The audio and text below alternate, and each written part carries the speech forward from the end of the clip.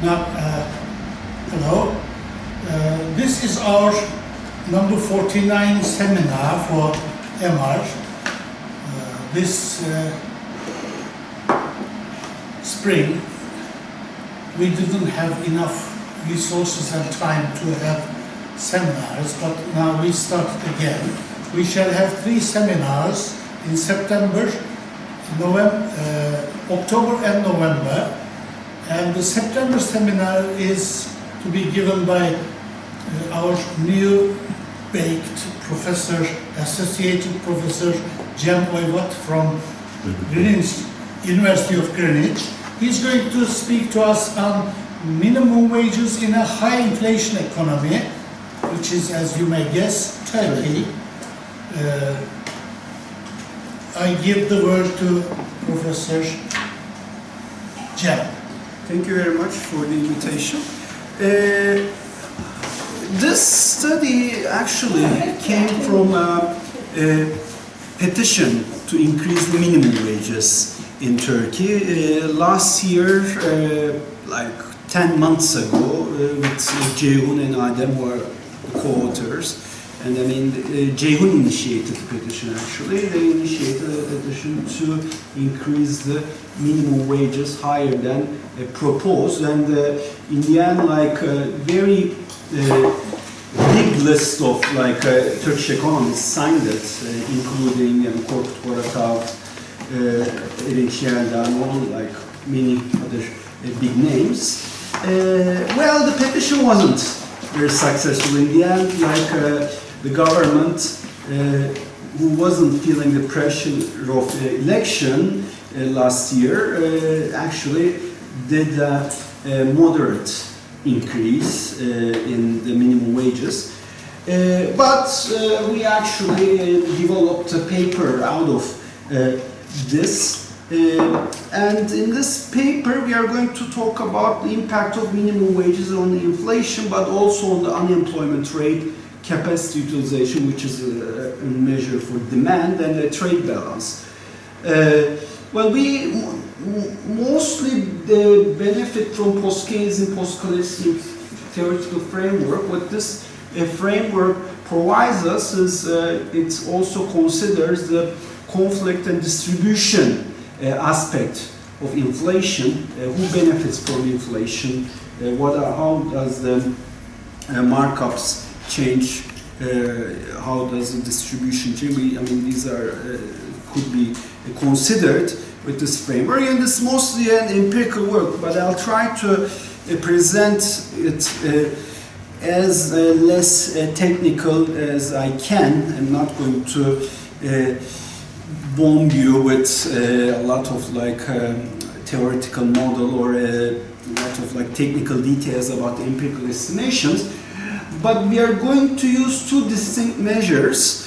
The reason for this is obvious to anyone from Turkey, because official statistics, Turkstat data has not been very reliable, especially in the last 4 or 5 years. And there has been significant divergence between the Turkstat data and Istanbul Chamber of Commerce data and other inflation measures. And there's various like inflation measures. There's ENAK, for instance, that we could have selected. The reason why we didn't select ENAK is I don't find their data very transparent. I think it's also problematic. We could discuss this separately. And the data span that ENAK covers is also very limited, because they start to collect data from 2020. But we prefer Istanbul Chamber of Commerce's cost of living index. I think this is, from my intuition at least, closest to the reality. But the limitation of this data is that it's collected only from Istanbul. It doesn't cover the whole Turkey. Why is minimum wages important in the discussion is most of the, I mean, as again, like anybody who follows Turkey closely would well know that Turkey has been experiencing more and more aggressive authoritarian regime, and this authoritarian regime has no place in any democratic movement, and this includes, of course, labor movement. From the first even term of Erdogan regime, even at the time that it looked relatively democratic, Erdogan regime has been suppressing labor strikes with the excuse of like threatening national security, public health, and this has been ongoing from the almost like day one of Erdogan. According to Aziz Çelik's estimations, actually like only for the number of workers whose strikes were postponed with the excuse of national security and public health are actually 2.5 times higher than the workers that managed to strike. So this is actually a very crucial measure. What this did is, though, since the mechanism of, and this, we know that starting from the, of course, military coup in 1980, as you know better than me, as a lot of people in this room, labor movements have been suppressed, and there are times where labor movements were alive, like between, let's say, 1989, 88 to 2000, and then 1993. But increasingly, the labor movements got weaker, which is a trend that we see everywhere in the world, of course, but perhaps even more in Turkey. The mechanism that became important on determining wages here is, has been the minimum wages. Then we have seen the minimum wageization, let's say, of the labor force, and around like 75% of work employees, wage workers, work between like 50 to 150% of the minimum wage, so around the minimum wage. I mean, there are people who are, of course, informally employed, earning possibly lower than that, but even for their wages, minimum wages is used as a benchmark. It's affecting, different studies show that increasing minimum wages even create this so-called lighthouse effect, where informally employed people also benefit from. Here there are a few graphs that I could show. Here is like the distribution of, this is from this research department. By the way, I don't know whether you realize this, but how they translated this into English is Progressive Trade Unions of Confederation of Progressive Trade Unions of Turkey, where, I mean, the literal translation should be Revolutionary Trade Unions of Turkey. I don't know why they smoothed it in the translation, but this is how the wages look like from the 2023, as you could see in the table. That's only like, let's say, a very small, I mean, 83% of the population receive 50% above or minimum wages. There's a minor group of people that receive even like less than half of the minimum wages, but most people, like I guess, as I said, 3/4 of people are actually more concentrated around minimum wages. And therefore, the minimum wage increases are extremely crucial in terms of like determining labor costs. This is a graph that I really like.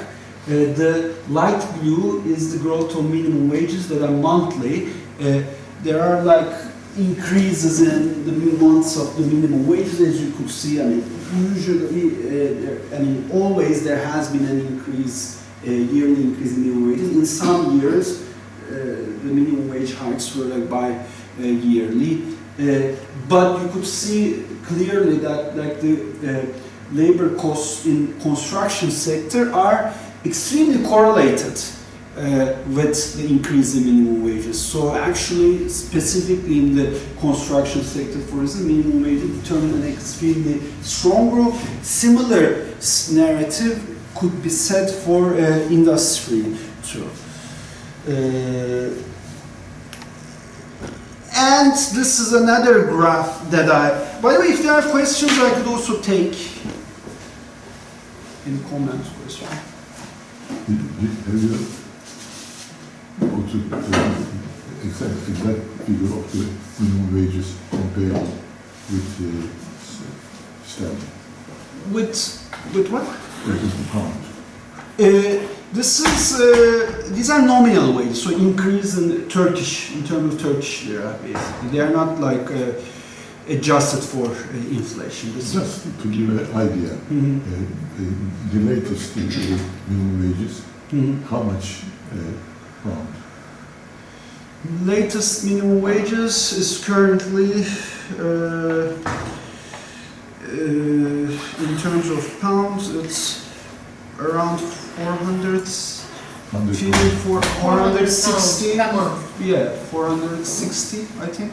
In 110 or 100 weekly payment is 110. No, I think it's around that range. Can I ask something?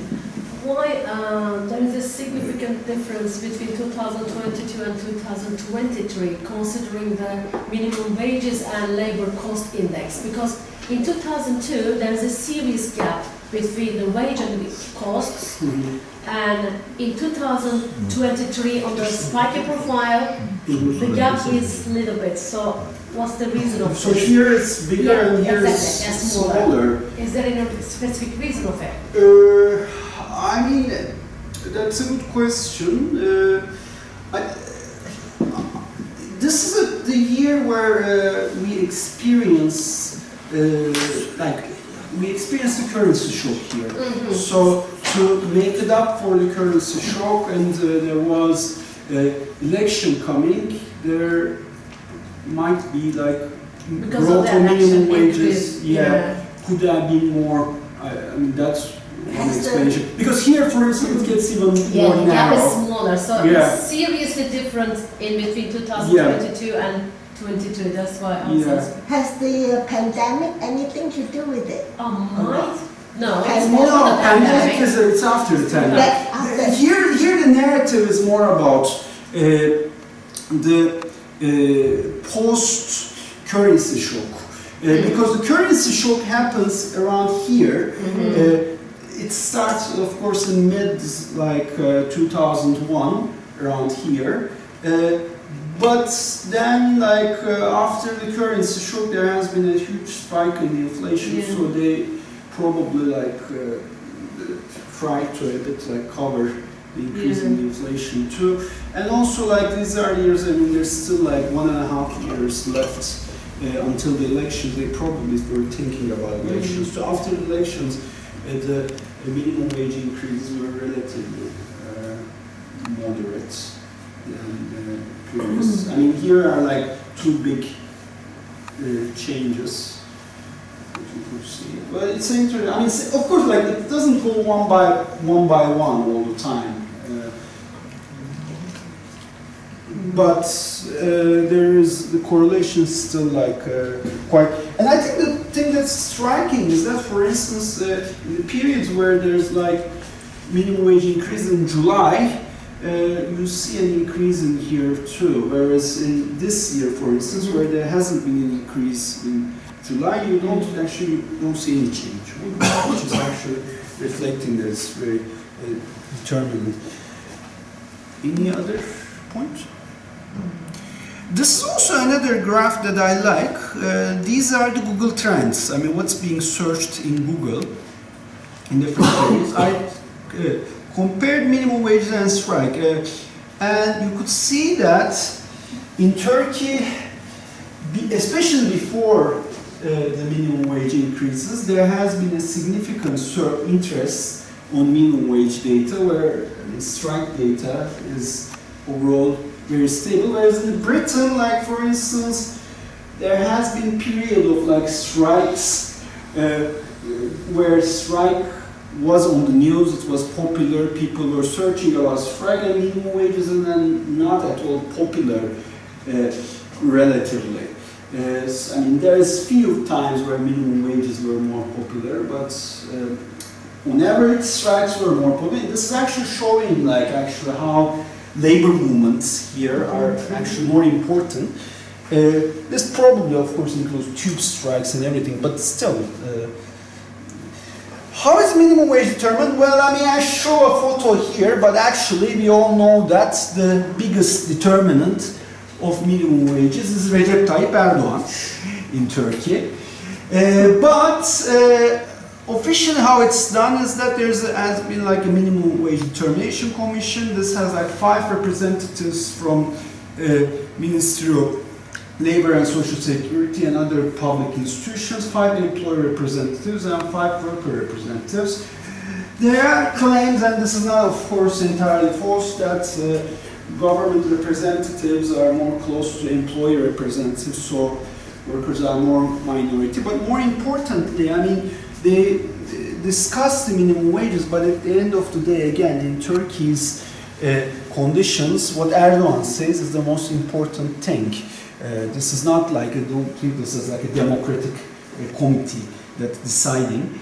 It's just a platform for negotiating. Of course, the decisions of Erdogan is affected by the demands of the people too. After all, he's a politician and he has to keep his votes, and therefore, especially before the periods of elections, we see greater increases in minimum wages. We know that one of the biggest minimum wage hikes, for instance, that happened in 2016 happened because HDP, when there was hung government in the 2015 elections, HDP proposed a very high minimum wage increase, and then this is followed by People's Republican Party's CHP's proposal that's still high, and as a response to that, Ahmet Davutoğlu Erdogan government at the time basically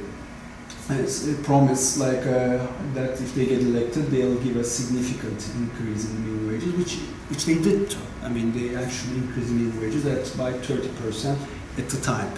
Can I ask a question? Yeah. Regarding the next page, do you think that all unions, different sector unions, are being represented in that meeting, or no, is no. that separately just the government decides this union, and this union will be attending? Is there any kind of restriction regarding their representation?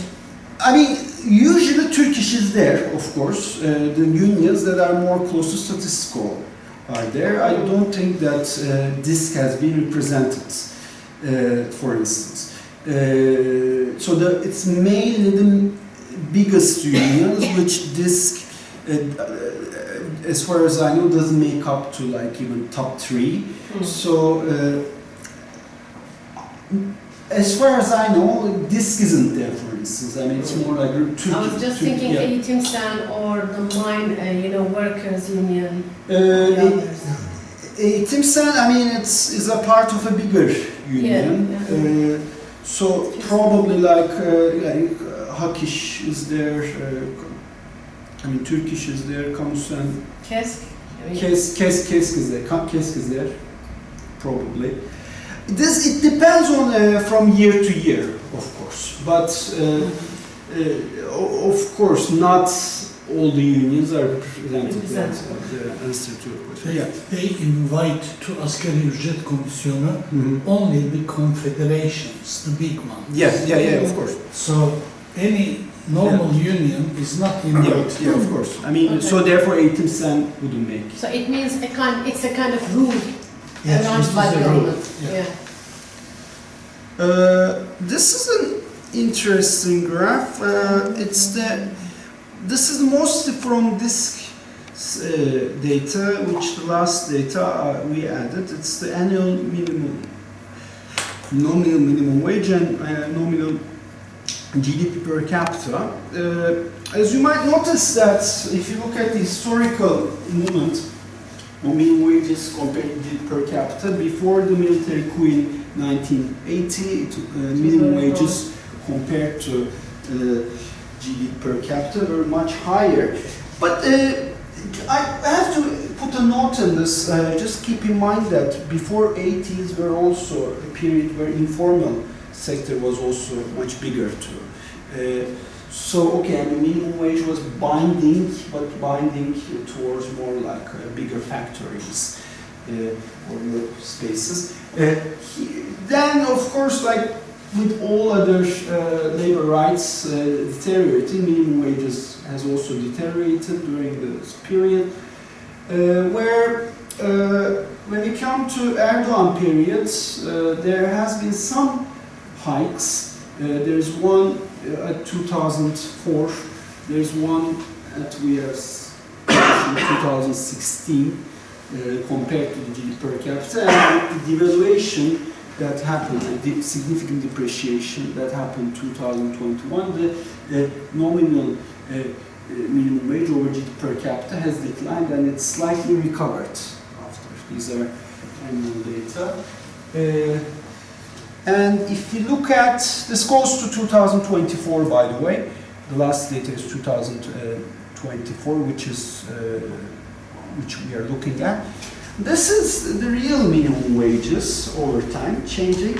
Well, here actually this tells why we go for ITO, Istanbul Chamber of Commerce data too, because the light blue one shows the real wages adjusted by Istanbul Chamber of Commerce's data, and the dark blue one is the one that's adjusted for Turkcell official statistics. Well, but the problem is, since the official statistics show the price index, CPI, much lower than it should be, it looks like there has been a significant real increase in minimum wages. But this is actually mostly due to problems in data.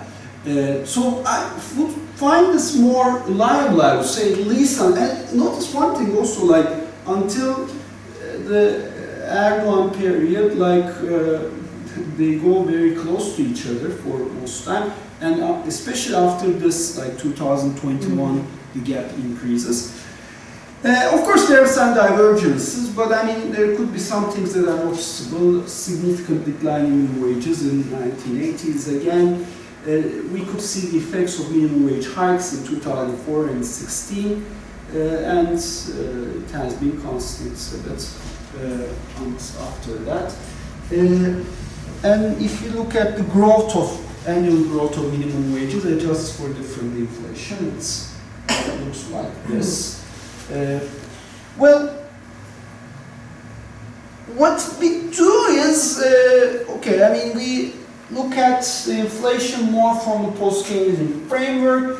What it allows us, I mean, there has been a lot of discussion lately, more and more, but it's pushed by post-Keynesian, but it's becoming more unpopular in the mainstream media too. It allows to look things from like conflict inflation point of view, where actually like the price increases are partially like pushed by worker from tensions over distribution. There's like resistance to, like from workers to increase to keep the real wages, which might lead to increasing wages and affect inflation. And also there's like these terms that's coined that profit-led inflation, sellers inflation, coming from the question is like who benefits from inflation? One of the arguments is that at the time of, for instance, supply shocks, this is very relevant for the UK inflation. Of course, this could be oil shock, this could be supply bottlenecks, as we experienced in COVID. There has been rising prices, and this actually allows firms to increase their profits. Sometimes markups, but technically, even if they could keep their markup rates constant, let's say at 5%, 10%, whatever, if they could reflect the increase of like input prices on the markups, they still could change the distribution in favor of themselves. And for Turkey, of course, these supply shocks are more pushed by currency depreciation. Indeed, in the Turkish story, it's similar in Argentina and high inflation economies. Depreciation of Turkish lira is the key determinant of inflation. And we know this from very well on the episodes that we see after like the 1994 crisis, 2001 crisis.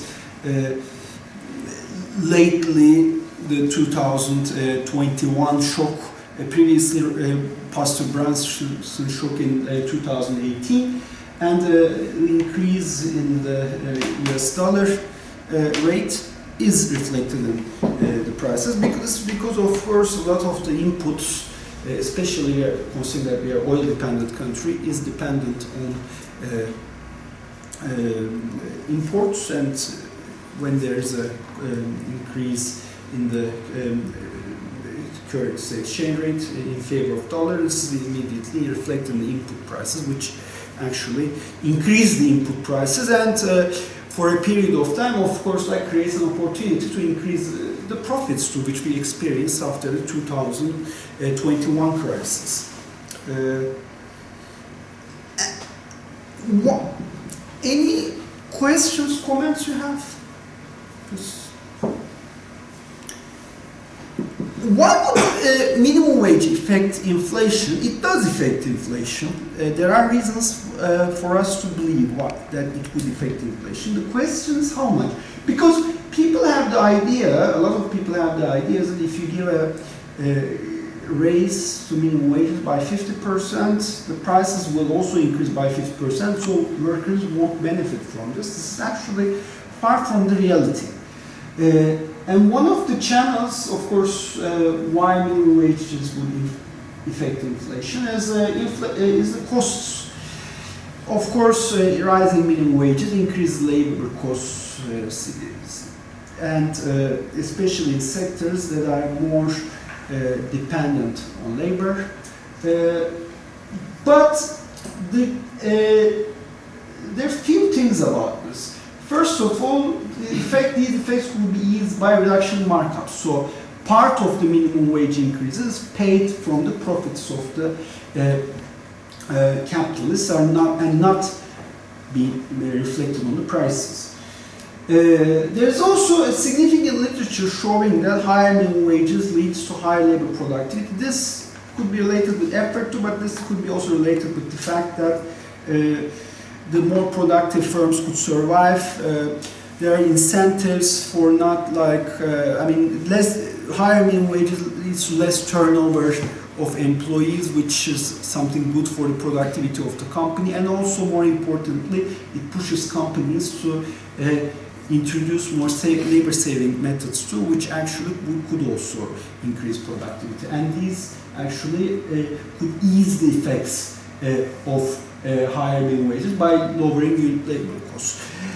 And another thing that's important, this is from the report, inflation report of the Central Bank of Republic of Turkey, and you could see that this is a cost of the labor over the production value in percentages. The personnel cost is actually not as high as people think. As you could see from sector to sector, it ranges between like 10, even less sometimes, to 20%. In some sectors it goes higher. Of course, education, it's very highly labor-intensive sector, so half of the costs are labor costs, but the rest of the costs are actually are other costs, fixed costs, or like other input costs. So the effect through increasing wages on prices is not as much as people think. We could expect an effect through rising costs, but it's not as big as people think, and we'll see the extent of it. The other argument, this is an argument, of course, that's highly highlighted by more mainstream economists, which is minimum wages could affect aggregate demand, and it could also through that could lower unemployment, which would lead to, which would quote unquote hit the economy and like would allow workers to ask for greater wages and lead to higher unit labor costs, hence greater prices. Well, the issue in this narrative is that, looking for more like Kaleckian perspective, the impact of increase in wages on aggregate demand, even in the short term, is actually not that straightforward, because it's true that higher minimum wages is expected to push consumption more. Why? Because workers have greater propensity to consume. If you give $100 to Elon Musk, you would spend only a small part of it, whereas if you give it to somebody who's struggling with hunger, that person is going to spend more. But in the short run, at least, there is also this effect that higher minimum wages could increase imports of different goods, and also it could damage export competitiveness in some of the sectors, like textiles too, at least in the short run. In the medium run, the story might be different, because there could be again rising labor productivity with higher wages that might ease these effects. So there is a lot of like empirical work on the effect of like wage shares on aggregate demand that finds different results. In Turkey, for Turkey, the literature's results are actually differing. There isn't a direct study that's made on the effect of minimum wage on aggregate demand, but I'll tell you one thing. We do find that the effects are actually not that strong. So this channel is actually not as strong as people think, the demand channel. This is important, and this is an interesting quotation from Cevdet Akçay in this talk. The talk is in English. It's on YouTube that he did, I think in here in London, EBRD talk. And this is very interesting because Cevdet Akçay is known to be an extremely mainstream economist and more like associated with more pro-capital side of the central bank. But even he says, like, probably looking at different reports and what he sees in data, is like, he was saying, it's like, let me tell you something. In Turkey, we don't have the textbook phenomena, which is, in Turkey, there is no output inflation trade, which means in order to bring inflation down, you have to sacrifice a lot on the output front. Or if you want to grow faster, it's going to be costing out inflation, etc. That trade-off doesn't exist in Turkey. That's what he said. So he basically said that there isn't like actually growth inflation trade-off, and it's actually important. Like that mainstream economists like this, that's holding a key position in central bank, is saying something like this, which our results also are a bit consistent with this. One thing that maybe we might want to worry about minimum wage is that if it has effects on exports and imports, then we could have some trade deficits. This effect also could be eased by minimum wages effects on lowering markups, so to stay competitive, again, like the exporters could decide to cut from their profits a bit, but it can also like lead to higher labor productivity, which also could ease these costs. But I mean, in the short run, this might not be a big problem because, of course, like Turkish economy could control currency exchange rate with its reserves. Sometimes, often indeed, with capital inflows. A lot of times, like with hot money flows, so you could keep the exchange rate under control, even if you give trade deficits. But if you give constantly trade deficits, that actually could lead to currency depreciation, which in the beginning I said currency depreciation is actually the key determinant of like inflation in Turkey. And therefore in our work we actually look at the effects on the trade balance of minimum wages as an indirect channel. If there are negative effects, it's not as bad as one might think, but I'll show that. let me. Okay, this is, and at the end of the day, like how much minimum wages affect monthly inflation? These are the data from Turkstat and Istanbul Chamber of Commerce's inflation data and the minimum wage hikes. As you could see, like these are monthly inflation and of course monthly hikes. There isn't an extremely close relationship, at least I mean in some periods when there's like a significant increase in minimum wages, there has been increase in inflation too, and then other periods it's been followed. But the connection, the relationship is not that strong, and we'll check this too. We basically make an empirical estimation by using different variables. This includes minimum wages, nominal minimum wages, price index, US dollar Turkish lira exchange rate. We use a demand variable. Originally we used capacity utilization rate for industry production, but we also use retail volumes index, and also in a separate estimation we use industrial production index too. We use control for policy rate of central bank, and we control for unemployment rate. So we have like this, like 6 variables, and we also control for oil shocks, and also have like a seasonality variable. And at the end of our estimations, like if we give 10% increase, and we use data from like 2014, so 2004, going up to like 2024, the impact of 10% increase on minimum wages in our main model that we looked. In the first initial month, it's a bit over like increase of like 0.6 percentage points. So if the inflation is like 10%, it goes up to 10.0.6, and after over a year, it goes up to like 1.6.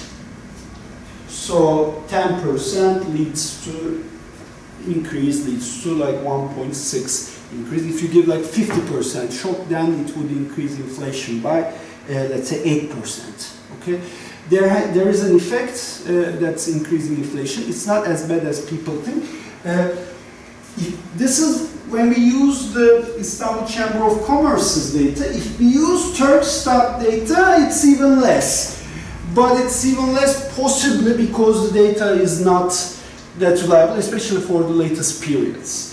At the end of like a year, the impact of 10% increase is like increasing like the inflation by 1.2 percentage points.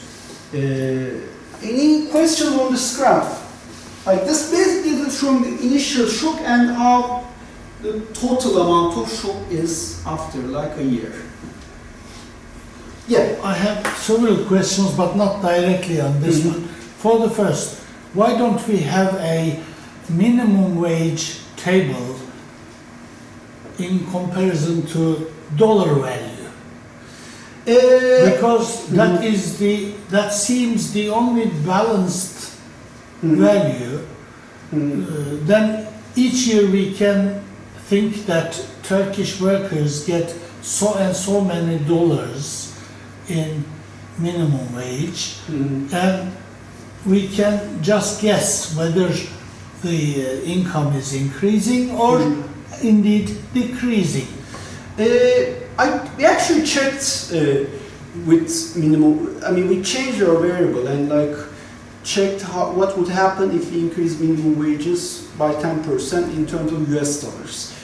The results didn't change significantly in terms of the effect on inflation. I mean, I checked it. It didn't make a huge difference. I didn't present here, but I mean, it's something additional that I did just to see. Because we got a comment like this before too. Yeah. I have another issue. Now, according to this research, 83% of all industrial workers, 14 million, get around or under minimum wage. Yeah, not only industrial, all wage workers. All wage It could be workers. service workers. That is huge number. Yeah. Okay. This is coming from, just to say, I mean, the table that I've shown is from DISC's table. It's not our estimation, but I mean, it's DISC's table. We think that that is reflecting the reality. On the other hand, minimum wage, we have been defining in the labor circles, it is the price of unqualified labor. That means garbage collector on the street, he has no qualification at all. What he gets is minimum wage. And all the other occupations have their own coefficients, whatever it is. So all wages should be regarded according to that. But it is not the case, because including metal workers, which are the highest, almost highest paid workers, almost 3/4 of all workers get minimum wage, which is a horrible, which shows actually a horrible exploitation, because on the other side, the capitalists are having their accumulation en masse. They are exporting and importing more and more every year. Hundreds of billions of dollars they are importing and exporting. They find the money in dollars. But workers are always paid in Turkish lira, which is losing value, and in the market, actually, practically, if we look at the tables and figures, workers are getting poorer and poorer in real terms. I mean, let me just address a few things. One is, what you said is very right. I'll tell you one thing, it's even like teachers, high school teachers, some of the teachers were teaching in private high schools, and even some academics teaching in universities end up by receiving a minimum wage. So it's really horrendous. So minimum wage almost like became the baseline for everyone, apart from really high-skilled workers and probably managers. So what you said is unfortunately true. Are people getting poorer and poorer? Well, I compare this the hunger level with the minimum wages quite oftenly, especially after 2000, let's say 21. There hasn't been an improvement really in the conditions of minimum wage worker, which is actually quite sad, because the economy has been growing supposedly. Of course, this is a bit related with like the food prices increase more than other prices, so we have to account for that. I mean, when we say inflation, it's not like everyone has his own inflation. On the other hand, like I mean, the minimum wage workers are more affected by food inflation, whereas the managers are less affected by food inflation. Of course, like, when we look at just adjust for real wages, and it isn't here, you see, for instance, some increase even according to the real wages, but actually not too much. After here, I mean, you could see that it has been quite stagnant after a point while the economy is growing. Yeah, but there is one point we should not forget. Yeah. Previously, there was the head of the family, man was working, woman was taking care of children, and children were going to school and so on. Now, these days, it is the case that several families live in the same apartment.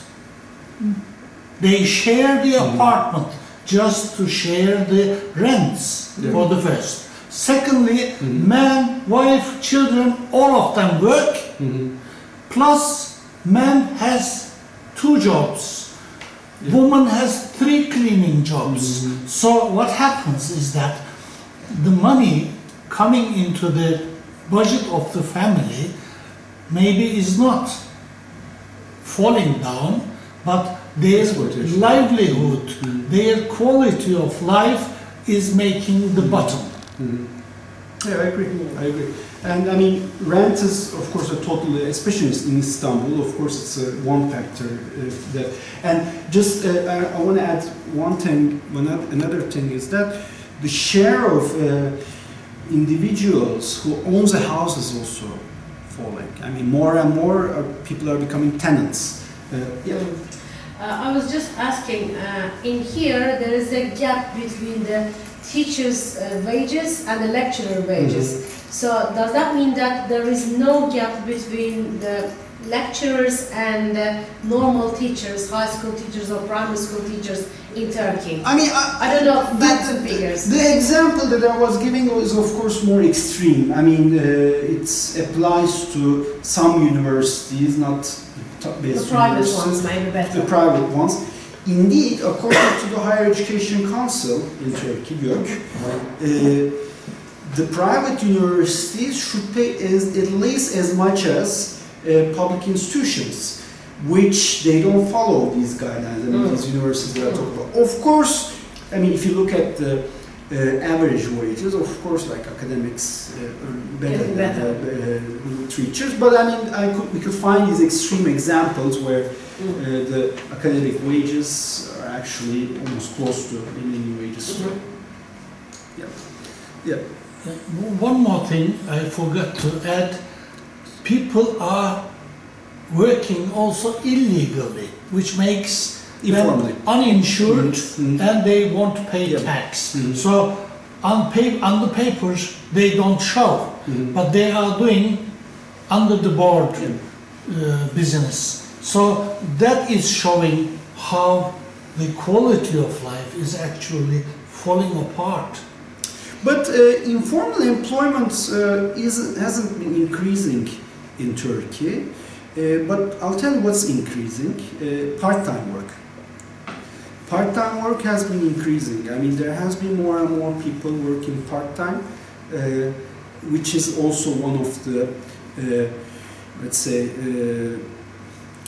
things that exhibits increasing exploitation.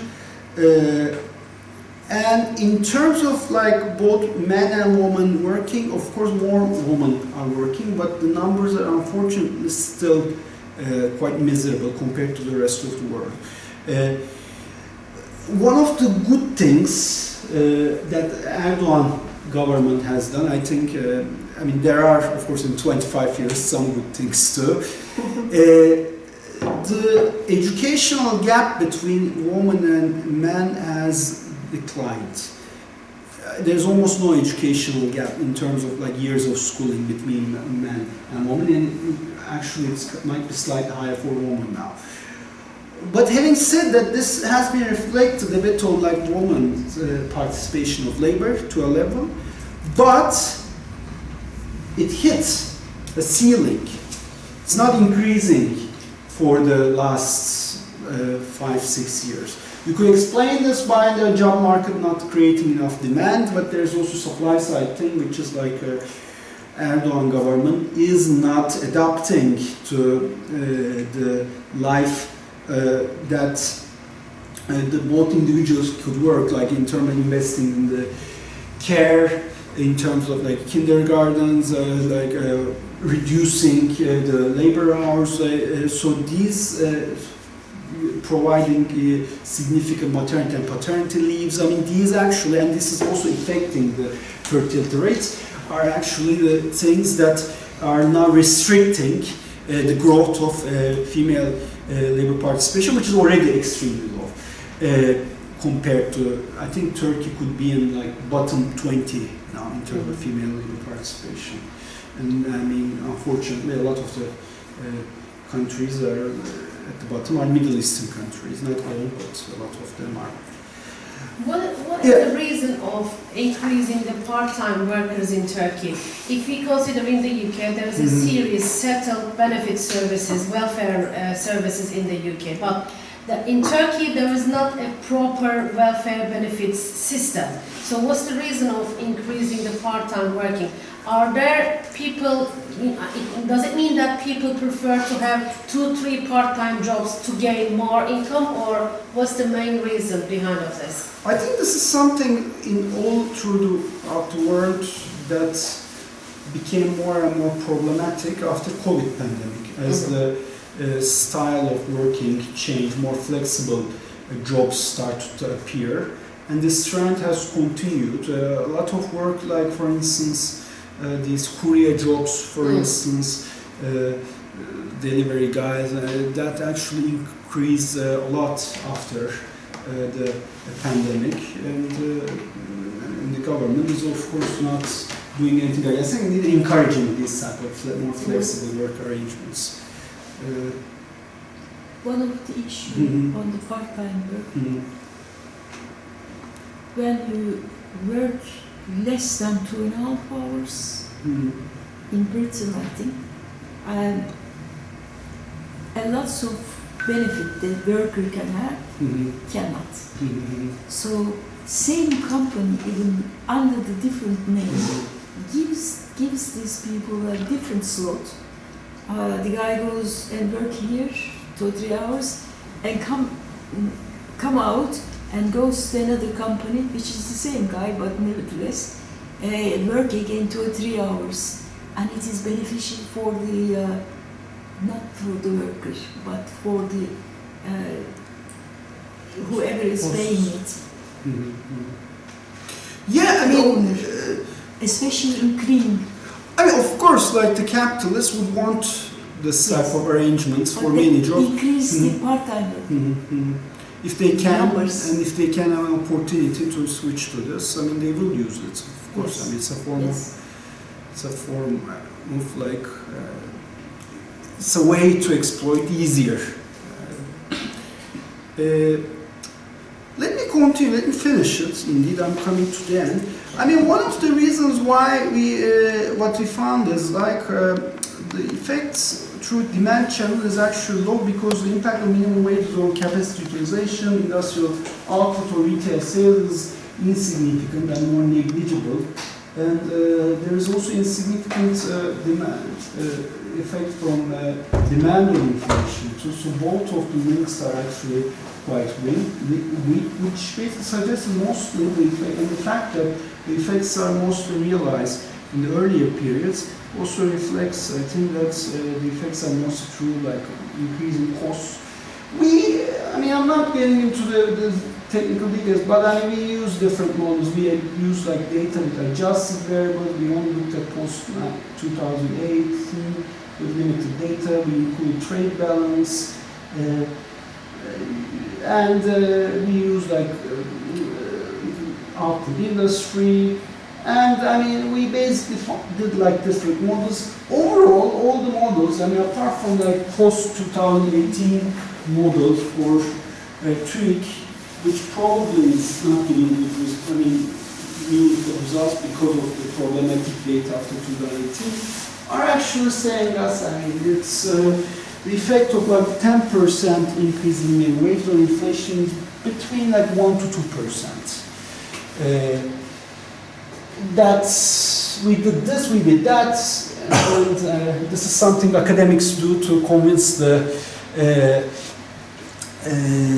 journals, other academics, and the results still show that the effects are moderate.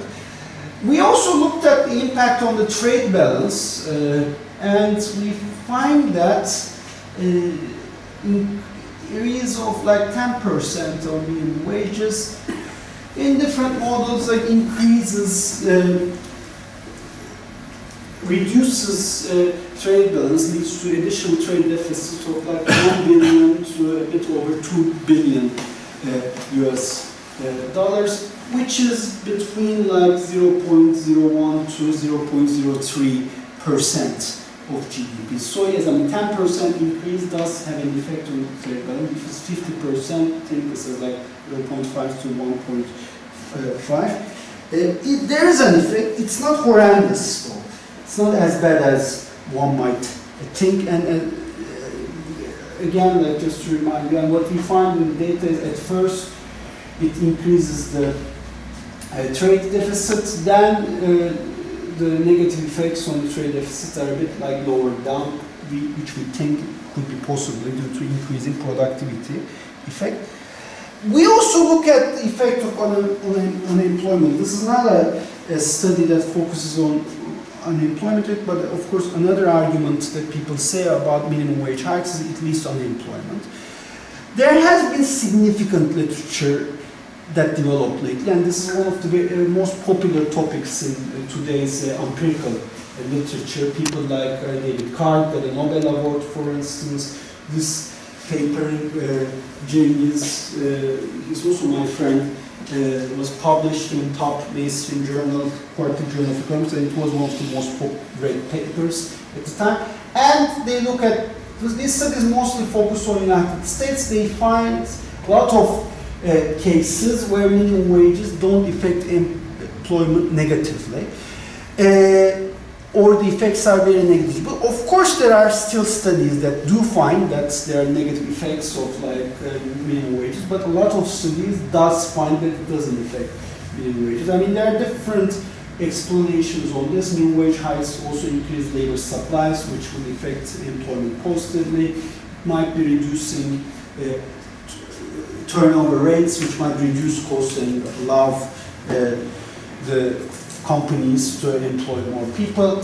For Turkey, we basically, I mean, there are a few studies. There's this two empirical work using microdata that looks at impact on minimum wages. They still do find that the higher minimum wages don't affect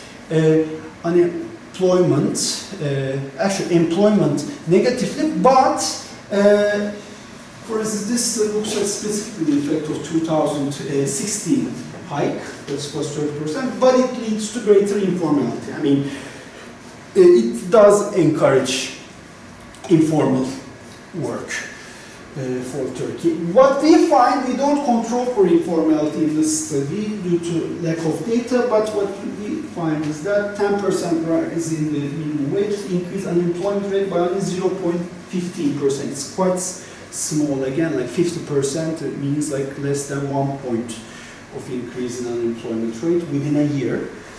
So the effects are small. What we find is like, okay, the conclusion is 10% increase in minimum wages raises inflation by 1 to 2 percentage points. It's 1.6 for main model for Istanbul Chamber of Commerce Index. The effects through demand factors is insignificant, which hints that most of the effect is happening through direct increase in the cost.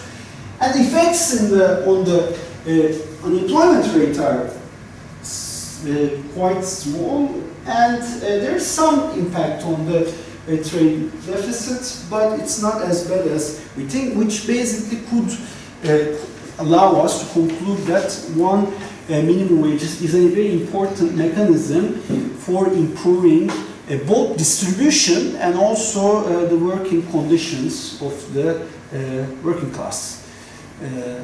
So therefore we are pro increasing minimum wages. Yes? I have one question. Okay. I have one question. Okay. Now, I was working in a food retail shop many years. Now, 3 years ago, the government has increased the minimum wage. The reaction was so that the wage levels of that big company from England has come under the minimum wage level.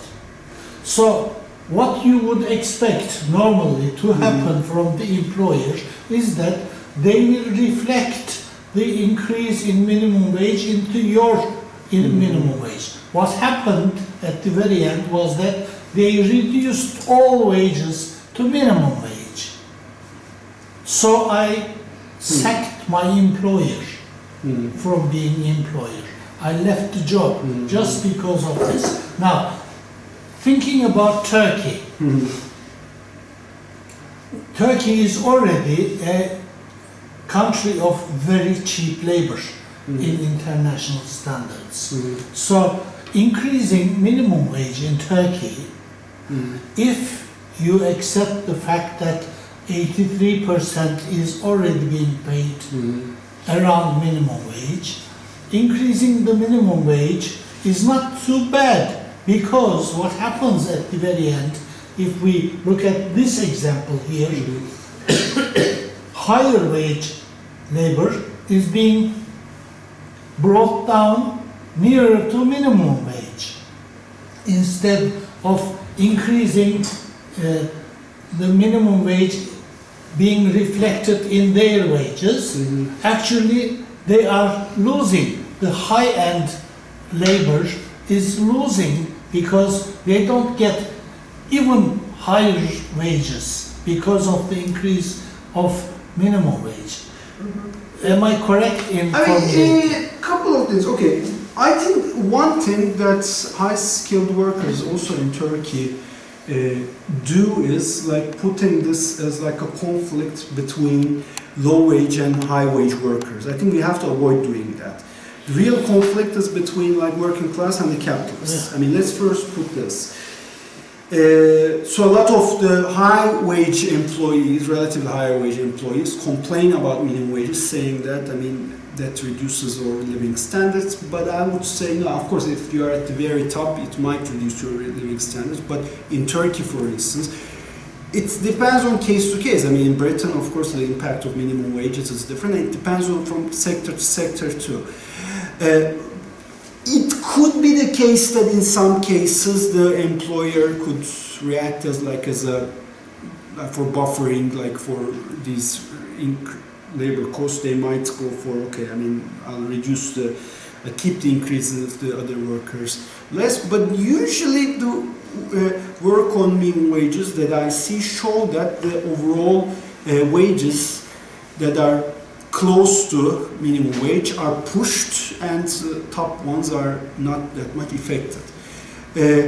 But again, these are all very case dependent, I would say. So, but the main point that I'm making is like, in terms of like the effects on like prices, of course the effects will be different in different sectors, but we are looking at like more macro data. In terms of like the structural change perspective, now a lot of people are in Turkey complaining that the textiles is not doing good. One reason is higher interest rates, but the other reason is there has been some recovery after decline in the wages. But I mean, think also that, I mean, it also could be pushing for relatively less value at, I mean, sectors that are like producing low value added goods to perform less, but I mean capitalists to move to more like sectors that are more high value added. Or you might have a situation where the less productive enterprises are not surviving, but the more productive ones are surviving. So there might be an effect of like pushing productivity and switching toward more high value added sectors with the increase in minimum wages. That's also an aspect that should be considered. Yeah. My question is, it's very interesting that a 10% rise in the minimum wage increases unemployment rate only by 10.15%. So if we can see this kind of figure in the UK, there might be a lot of research results where these people go through. Because if the increasing unemployment rate, what are those unemployed people do? Are they like, because there are opportunities in the UK, you can set up your own business and you can be a part of SME sector, or you can do something else, you can maybe set up your own job. But in Turkey, there is no opportunity to set up your own job or any other any other working opportunities. So is there any kind of research or any kind of thing that where these people go through, the unemployed people, when even the minimum wage increase 10%, it means that the workers numbers increase, because people might interested in having job and then getting job as well. So where are these unemployed people according to the system? Is there any kind of research, or what's going on? Or are these migrants to go out of the UK, or where are these people according to facts and figures? I mean, the 0.15 is quite small for 10% raise, first of all. So the effects are not too bad, I think. I mean, where did they go? I didn't see a study that's specifically looking at what these people are doing. But within the labor force, as I said, the studies that I see, those who still keep their job, some move to more like informal sector, or some more informally employed. But again, like 0.15 is actually quite small for the 10%. I mean, I don't think it's significantly high to worrying increase.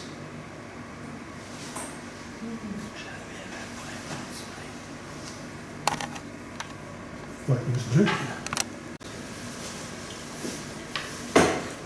I could continue taking. I mean, I could comment on what you said. It's of course the number of research that's done on the minimum wage mainly focus on what's happening in terms of the employment side. What happens to the people who lose their jobs is actually interesting. But having said that, a lot of the work finds statistically insignificant effects. So maybe economically it could be significant, but so therefore they weren't interested. But I mean, it's an interesting question, and what happens to these people? Yeah. Turkish economy is an export-oriented economy since Özal times now, and there is even worsening competition situation for Turkish economy with, let's say, in textiles, Bangladesh, in the engines and so on, China, Thailand, and the other countries. And there are lots of competition issues.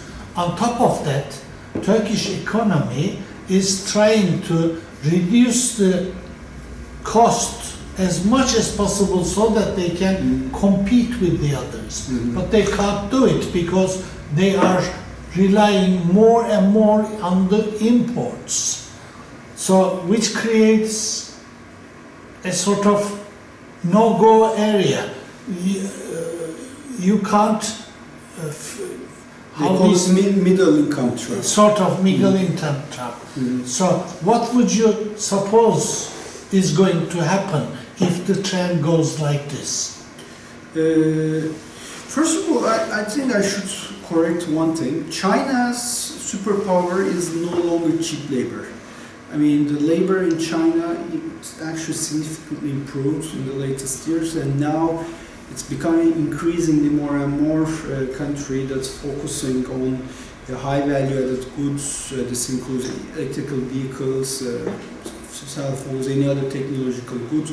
And of course, one advantage that China has is scale. It's a very big country, and once you produce something, you will have a big scale, which actually provides a cost advantage.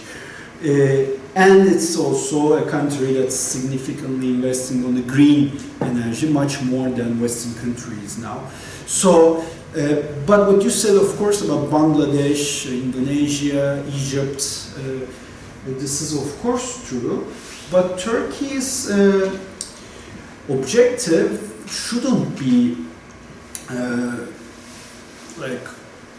beating Bangladesh, Egypt, or I mean, we can't rely on doing what these countries are doing more and more. I mean, we have to switch to more value-added products. Even if we are doing textiles, we should more focus on developing our own brand, or technology, put more technology that would make the production with like much less labor. I mean, the way to go is like, you can't make the argument, oh, in Egypt the wages are like this, in Turkey the wages are like that, so we have to like keep our wages low to compete with Egypt. No, you can't like compete with Egypt in terms of wages. I mean, that shouldn't be the primary aim of your policy. In terms of what we are going to do is, of course, like, I mean, we have to switch to like high value added products. There are like opportunities. There are opportunities in terms of electrical vehicles, green energy. We should switch to high value added products as much as we can in different fields. I think in terms of like what Erdogan government has been investing, this could be associated with the fact that it's an authoritarian regime, is the arms industry, war industry, and Turkey hasn't been doing bad in terms of that at all, especially in aerospace industries. We see significant development, significant amount of increase in exports. It's not, of course, the main thing that Turkey do, but it has been improving. But of course, this is not enough. We have to do more than that, and it should require a better industrial policy. We have to support these with better industrial policy. Especially, we should focus more on like the green energy too, because we are already like energy dependent country. Now, today, we signed a new contract to purchase gas from United States until 2045. Nuclear, yeah, I mean, we already are trying to, but nuclear is taking time, and we are buying technology from Russia, Japan, looks like. Yeah, I mean, we shouldn't rely more and more on fossil fuels. I think the correct direction is green energy instead.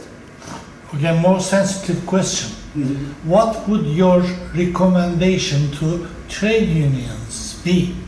Mm-hmm. What would you recommend them to do? Because they are locked in a sort of increasing the wages, minimum wage circle. It can be a vicious circle, because if you increase the minimum wage, then the bosses would say, well, okay, we increase the minimum wage, it's too costly, now 500 of you will be unemployed. They say here, why don't they say there in Turkey? So what should unions do? I mean, first of all, I have to say that minimum wage still is an important tool for fixing distribution at the times where minimum wages are increasing significantly. We see significant recovery of the wage shares, meaning rate of exploitation really falls down. But having said that, of course, in Turkey's condition, labor unions are stuck a bit in a hard position, because Turkey has been becoming increasingly authoritarian, and we see a lot of labor union leaders getting detained if they involve in like aggressive actions. In an ideal scenario, I think Turkey shouldn't be relying entirely on minimum wages. We need to have like strong unions. We need to have unions of different occupations, like this could be architects, lawyers, I mean, and even doctors that are like determining minimum wages for their occupational group. But this, of course, requires like sectoral bargaining to happen.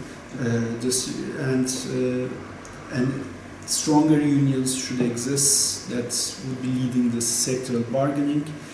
But for all these things to happen, we need to have a democratic government. I mean, under the current situation, Erdogan is not allowing any of this to happen, and even within the given rules, if you do something very aggressive, you can easily end up in prison. And this is the fact. These are realities of Turkey, and unless these are fixed, it looks like minimum wages will be one of the key determinant of distribution in Turkey. So whatever Erdogan says, it is. That's the word that Erdogan wants to see, right? That's the word, Turkey that Erdogan wants to see. I mean, and in many things we see that case. I mean, of course, a strong labor union movement that would go for general strike, that would create an uprisal against like Erdogan government would have been something we desired, but it's not that easy. I mean, I wish there were strong unions that lead these. He can't be there forever, can he? So things have changed. Yeah, I mean that's what we hope for. Yeah. That's what we hope for. I mean, the good thing is that apart from all like increasing oppression on the opposition party and every other NGO union, student movement, any other movement, we basically see less and less people supporting Erdogan, more and more people are opposing Erdogan, newer generations are more opposing Erdogan. These are all like giving hope. People's opinions. It's not like 2013 as in Gezi protests. Now a much smaller proportion of population is in support of Erdogan, but it's still significant. If labor is not well organized and strong, once the minimum wage is set up, it's like it can't move up. But the living wages is getting like this, and minimum wage to reach to that, constantly they need to be in bargaining. Within a year, you can't say, no, next year we are going to do another one or something like that, because as you put it down, monthly, it changes incredibly. Yeah, man, that's the thing about like inflation, high inflation economy, right? I mean, that's why I also put it like as a conflict inflation. At the same time, like at the high, especially in the highest inflation economies, this is more relevant because we have inflation, and one of the questions is that who will benefit from this inflation? Where will this price increase go? Will there be? How will it be? The distribution will change, because at the time of high inflation, distribution could change significantly towards both directions, both up and down, depending on the bargaining. I was in Turkey in 2018, 2017, 2018. Workers were very happy. They were saying, we are very rich, everything is fine. I spoke quite a number of them because I was indulged in building my mother's house. It was a huge work really, and I said to them, don't bother about buying the things, I will buy. So I was going and seeing the quality of the things and etc. So I know what's happening in the house building side, how increasing the and the quality of the stuff, etc. But at the same time, the workers' wages was very small for me, because I'm coming from Britain, and the pound is, compared with the Turkish money, is very strong. But then all of a sudden, it's not COVID, but it was 2019, 2021, Turkey started to fall down, and the people start to increasingly shouting and saying that we are in a terrible position and so on and so forth. But believe me, they were saying, oh no, there is no poor people in Turkey anymore. They said it. In 2018, you said 17, yes, 18. Now Yeah, 17 and 18. I mean, after after Pastor Branson crisis in August, especially, things started to go wrong for working class. The first big currency shock was in August, 2018, followed by significant increase in inflation. Then we've seen the COVID pandemic as in everywhere else, and then the 2021 crisis, the NAS policies crisis. I mean, to be fair, of course, Turkey has a growth potential, and 2000 has been a good period for the emerging economies, and Turkey benefited from this too. I mean, of course, in 25 years, an economy like Turkey that's close to Europe, being part of the supply chain in Europe, does have a significant chance of growth, which happened. And Turkey grew for a long period of time, and living conditions also improved for people. That's part of the story. The second part of the story is that, of course, in 2018, specifically for 2018, we did a study with another colleague from political science department in Boğaziçi University. We do find that the government propaganda is also helping improving the perceptions on how economy is doing, how even their lifestyle and how their life is. Of course, I mean, the government propaganda affects the perceptions on how the economy overall doing well more than how they see their own position. But it has an effect. So, I mean, in 2018, still there was most of the media was significantly controlled by government, and that propaganda works to a level. Of course, just to a level. I mean, if things go really bad, that might not be sufficient to keep the majority of people. Yes. Yeah. The fact that Istanbul bourgeoisie is more and more using Chamber of Commerce figures shows that bourgeoisie is not very happy with the policies because it doesn't reflect bourgeoisie doing worldwide business, so they have to have reliable figures. If they can't rely on the government's engineered figures, they have to create their own institutions. Also, this İmamoğlu is a product of this as well, because İmamoğlu is bourgeoisie's choice, whereas the others, they say, no, state is ours, we won't share it. So you get the results.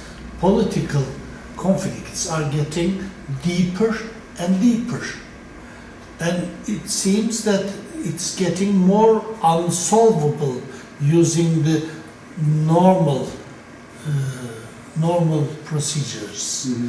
They are attacking now the Ankara municipality, which is right-wing, and they are attacking those as well. So we are getting even more authoritarian and less listening to real figures. Things are going mad, actually. They are going dangerous. Yeah, I mean, it's of course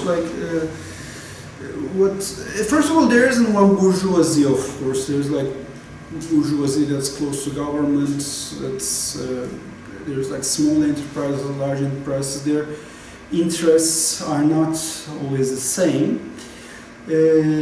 But what you said is correct. I mean, okay, there are some benefits looking from the perspective of bourgeoisie, from the capitalist class, of having a more authoritarian government, and that's what Erdogan also said. I mean, whenever there's a strike, we go there and stop it. And that's what he said after the military coup attempt, right, when there was an emergency state. But if it goes to the place where all the institutions are deteriorating, the judiciary system is deteriorating, Erdogan could do whatever he wants, even property rights getting damaged, more than that, like, I mean, uncertainty, like, and of course, like, when you have a dictator that's extremely powerful, he could just do something that doesn't make sense logically, but he could still do it because there are, like, other balance and check mechanisms that would stop him from doing that. So all of these things and of course there are other aspects, like, I mean, bourgeoisie of course would want foreign capital to come, and which would increase their assets, so on and so forth. So of course, I mean, all of these, I mean, bourgeoisie wouldn't be maybe too worried about directly authoritarianism, but things that are associated with authoritarianism is worrying for a lot of the capitalists. I mean, this whole, like, uncertainty that comes with in this chaotic environment is not something that they desire. This depletion of, like, judiciary system is something that would be at least worrying for everyone. So yeah, I agree. I mean, therefore, there at least, like, significant part of bourgeoisie doesn't want to see Erdogan, but they don't have courage, they don't have power to directly influence what's going on too. Shall we have the last round of questions? No, I just wonder whether minimum wage is actually very important to the country. If, say, if you have a very strong welfare state. I think it's always important. I mean, of course, when there's a better welfare state, it's less important.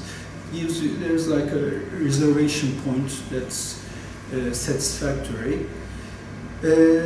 But when we look, it's not only minimum wages. Let's think about labor unions, labor movements, overall the mechanisms that would keep the distribution between workers and capitalists in favor of capitalists. Let's think, for instance, what's happening in Germany now. For a long period of time, the inequality in Germany hasn't been increasing that much. And this is because of the growing welfare state in Germany, not because of the how value added is shared between workers and profit makers. Like, I mean, indeed, the capitalists are getting more and more from the production. The workers' position relative to capitalists has been deteriorating, but there is a balancing mechanism here in Germany, which is growing welfare state, which is redistributing the income. But what's happening in Germany now is that it's under attack. I mean, now the politicians are complaining that the welfare state is inefficient, the taxes are high, we need to get rid of it. And so you cannot just rely on welfare state. I think welfare state is an important aspect, is an important tool that could be used for redistributing income, but you have to consider the income distribution before taxes and transfers. I mean, that also shouldn't deteriorate significantly. You can't just say, okay, let's it's fine if everybody loses their jobs because of AI. We'll just like put like unemployed, and let's make the labor markets as flexible as we can so that capitalists could fire anyone, and we will have a very strong unemployment insurance. But no, I mean, maybe you can have for a period of time, but that welfare system will also get attacked. If it's, and you wouldn't want to keep that as the only mechanism to redistribute income. After signing many agreements with Trump, things will be worse. Yeah. 22 items coming from America. America won't pay any tax, and they are going to compete Turkish production, which means more and more people are unemployed. Also, he signed LNG, fuel agreement with America, and Trump said, you are going to buy the fuel and everything from us, natural gas, and you don't buy anything from Russia. You know, Russia, our almost 65%. 3/4. Yeah, 70% maybe. Coming from Russia, very reasonable price. But this time it will come, USA by ships. Unbelievable, expensive. Also, Turkey owe Russia how much? $25 billion. Because of the non-paid fuels. Anytime, Putin will ask for it. I mean, it's also notable that, I mean, in exchange for that, Trump government is in full support in what's happening in Turkey, and the Erdogan government that's trying to de facto get rid of the main opposition party. I mean, there's a huge American support behind what's happening in Turkey, and in exchange for that, these agreements are being signed. I mean, there's a scary picture there. Okay. Any other questions? No? Thank you very much. Thank you for the invitation.